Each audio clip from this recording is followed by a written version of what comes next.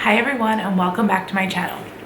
So today I'm just gonna, sorry, my hair is just like so like fluffy and it's like out of control because I didn't blow dry it. I just let it air dry yesterday. So I'm having like bad hair day.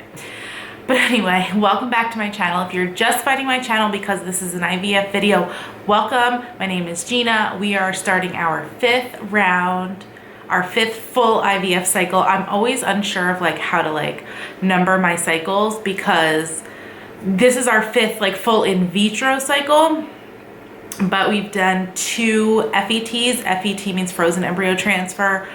So this is just our fifth full round of IVF, like egg retrieval. So I'm calling it our fifth cycle, and we've sprinkled in a few other things in between. IVF is no joke, guys. So this is where we're at. I have a bunch of other videos explaining our backstory. I have, I think, a playlist of like my infertility videos. If not, I can go and make one. Like I have our infertility story. I have like our first full IVF cycle on camera. I filmed a bunch of our other cycles, but I never got around to editing them because it just like kills my soul. So yes, we have officially started our 5th IVF cycle. So if you're new to my channel, I'm just gonna do a quick recap. We started our IVF journey in May of 2018. We're almost 2 years in deep. We've paid for 1 full cycle out of pocket. Out of nowhere, I'm telling you, it was like a blessing in disguise. My job working in a school has given me full IVF insurance. It's covered, it covers up to 4 egg retrievals. We're in our 3rd one, so fingers crossed. And the only thing it doesn't cover is the PGS testing, which we are opting to do this time because we have had 3 successful transfers, but they've all ended in miscarriage. And we were able to test our last miscarriage. It was far enough along where, I mean, sadly we had to do a D&C, but also luckily because they were finally able to test the tissue inside my uterus to discover like what was wrong, and it came back as a chromosomal abnormality. So long story short, we are doing IVF for the 5th time, and this time we are doing the testing in hopes that we will not have another loss and we will finally have a successful round of IVF. So I'm just going to explain like where we're at in our cycle, what comes next, and I'm also going to add in this video what I've been doing in hopes of improving my egg quality. I don't know if it's going to work yet. I'll get to that part later. Okay, but first, this is just a short little update because not much is happening yet. So when you start IVF, I don't know if this is everybody or it depends on like what is wrong with you or your cycle or what you want to do, you and your doctor, I don't know. For us, we start with birth control. So tonight actually is the first night I'll be taking birth control, and I will take that starting tonight up until March 16th. And then on March 20th, I will go into the office.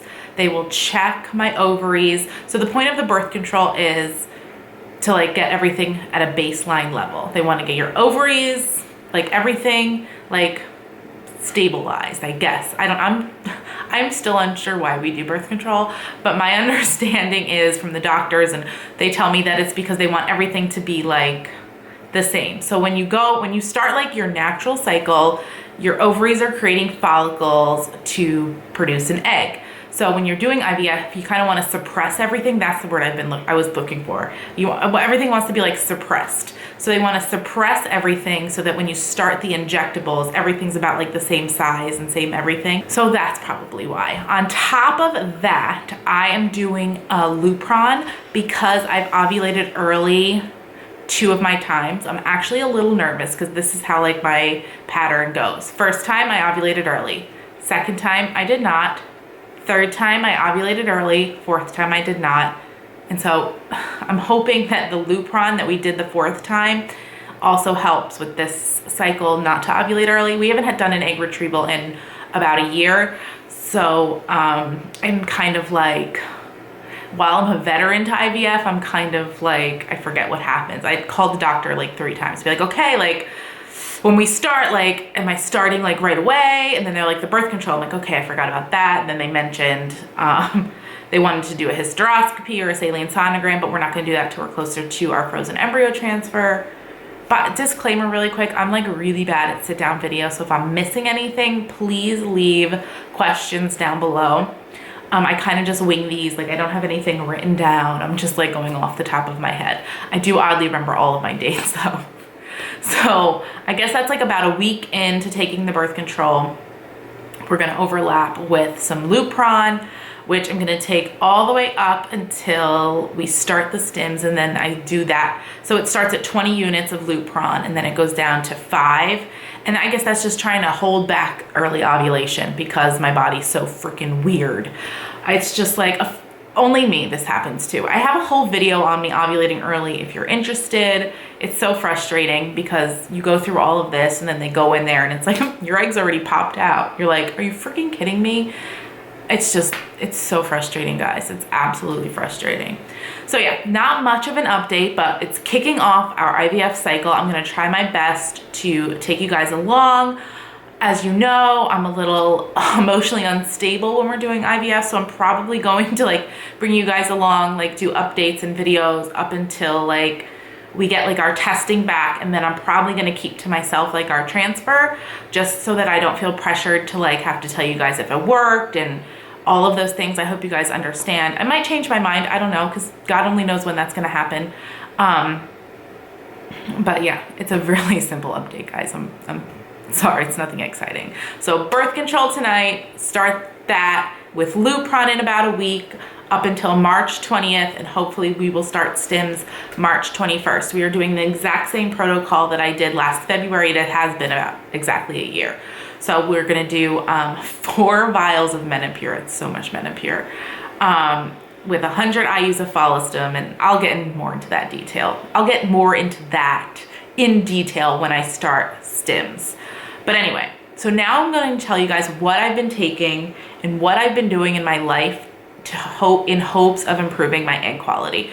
So my doctors really think that the reason that we haven't had like the best go around at IVF because of my egg quality. Unfortunately, they can't really test egg quality like they can test the sperm. We have vials of raw sperm frozen, and we are doing ICSI, and ICSI is where like they can go in and pick the best sperm, and our fertilization is always good, so they didn't really feel like they needed to do a DNA fragmentation test, and a lot of these tests aren't covered by insurance, so we haven't done any further testing on his sperm. But because sperm is produced like by the millions, it's easier to be able to pick out the best sperm. For eggs, you can't do that. You get what you get and you don't get upset. As far as like I know, if there's anybody that knows different, and I've done so much research, like let me know. But I did read the book. It starts with the egg. And the reason why we think that like my egg quality isn't the best is because out of 11 eggs, I think out of the bat, 6 were mature and maybe a few matured later out of that 6. I can't remember, guys, I'm so sorry. But like for my age, I'm 33 and a half. My eggs should be a little bit better, like coming out like mature wise. I don't know. And they said the way they kind of look and the way that the whole cycle goes, like it wasn't just like, okay, day 1, this is what's there, day 3 and day 5. We get like day 1 updates, day 3 updates, day 5 updates. Like I was getting an update every single day because things were like catching up and some things were maturing later. And it was just like a whole anxiety roller coaster. So long story short, I read the book. The day after my DNC, I started the protocol that was in that book. So I didn't do it like exactly to a T. So read the book. I will leave it linked down below if you're going through this. I kind of wish that like I found the book earlier and like I read it and did everything like when I first started 2 years ago, but you live and you learn. I have been taking since October 15th. That's when I started, because I kept saying I want 3 months of on this and doing all of these things. Amazon notification before we get started again. So that would have brought me to January 15th. So I didn't want to do anything until that point. So I've been taking ubiquinol. I have been taking DHEA. I have the MTHFR gene mutation. So let me show you the multivitamin that I've been taking. So this is my prenatal. I decided to take this because it doesn't have folic acid. It has methylfolate. And if you have the MTHFR gene mutation, you cannot have folic acid at all. Like your body doesn't process it right. It just no folic acid in your life. It's just really bad for your body. So this has, where is it?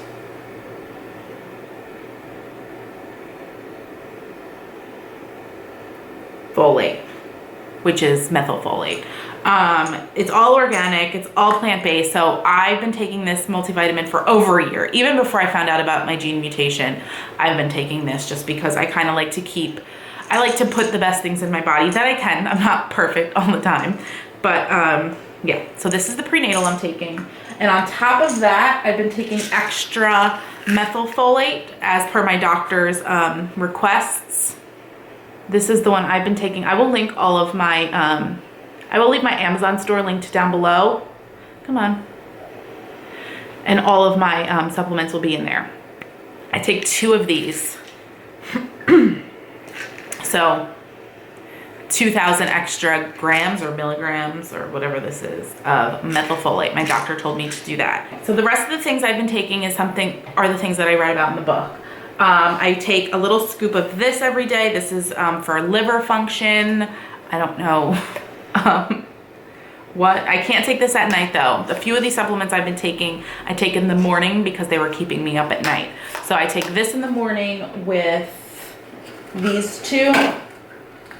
This is our liptic acid. Guys, read the book. I don't know what these things are for, but I'm taking them because the book told me to. And I did talk to my doctor about it, and they said, to take, they said that there's no harm in taking them.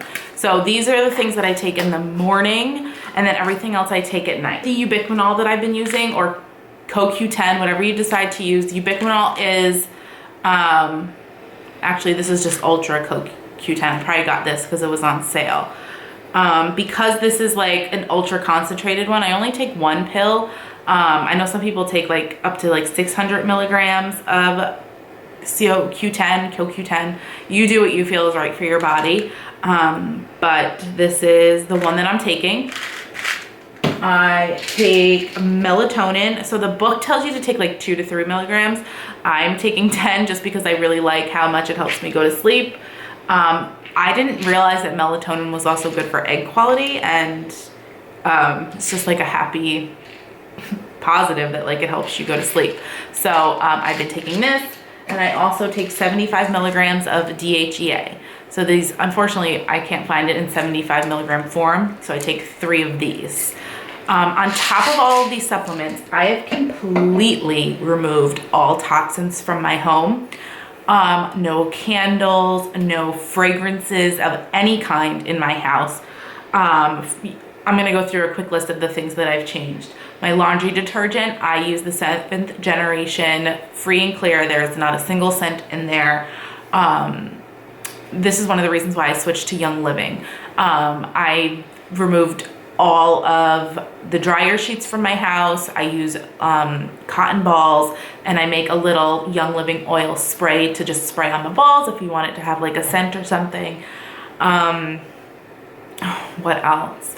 I clean everything in my house now with Thieves Cleaner. I'm obsessed. I love it. I stick it in my floor steamer. I use it for everything. You name it, I clean it with it. The only thing that I do still use that might not be the greatest is the Clorox, toilet scrubbers, but you never really touch the inside of the toilet. And I just feel that you need to kill with chemicals. That's the only thing I haven't changed.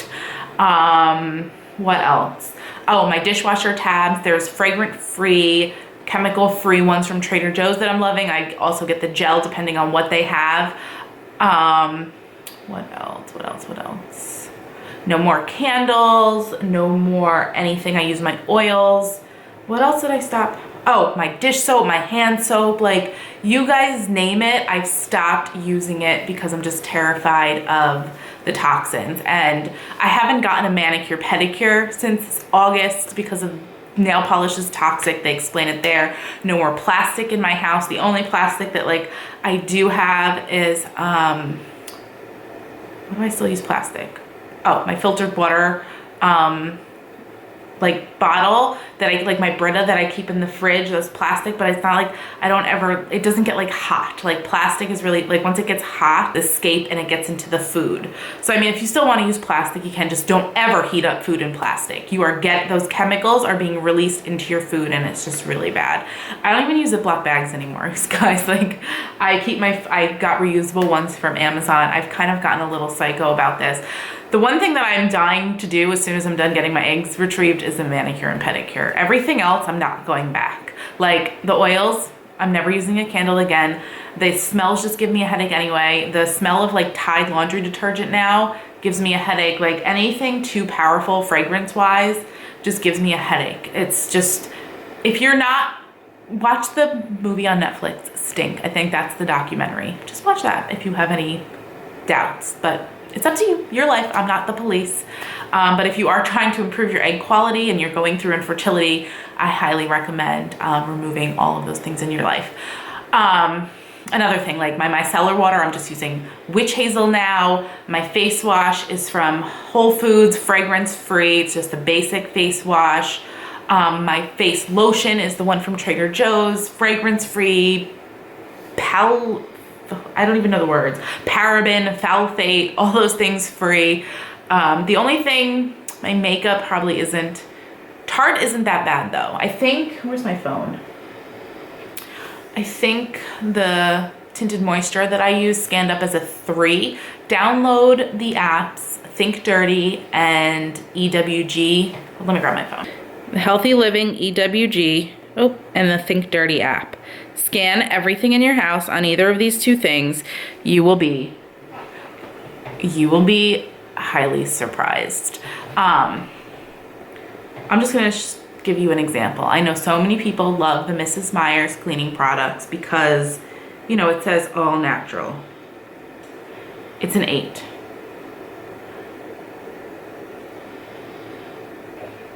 See that? Like, it's just, if your kids have allergies, if you have asthma in your house, I can't stress this enough. I fully believe that none of these things should be used in your house. It's just all of the Mrs. Meyer's things come up as an 8. It's kind of terrifying. Nail polish. What I like about the Think Dirty app is like they will give you other options. Like it'll give you like suggestions. My deodorant, I've switched to it's called the Schmitz brand. It's lime, no chemicals, no fragrance, completely, just go through the store, scan things, figure out what you want. You don't have to join Young Living in order to live a toxic-free life. You could easily do it like without joining. But if you are interested, I do have a link down below if you want to join and get the kit and all that. If you're interested, send me a message. We could talk about it. It's up to you. But yeah. I'm trying to think if there's anything else crazy that I switched.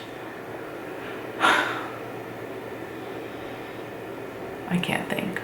I don't know. I don't do any fake sugars, except for when I had those 1 bars because I didn't realize sucralose was in it. But like all the chemical sugars are really bad, so I use a monk fruit sweetener. It's just, read the book. Make your decisions and make changes if you're going through all of this because, well, I mean, who knows if it's gonna work, guys. We'll find out at some point in April if all of these changes have worked. At this point, I will do anything. If somebody says stand on your head every single day for 20 minutes, it's gonna make your eggs pop out better, I'd probably try and do it at this point because, I mean, I can't believe how long we've been doing this. Prior to IVF, we were trying to have a baby naturally for like 4 years. So we are 5.5 years deep into our infertility journey. It's insane.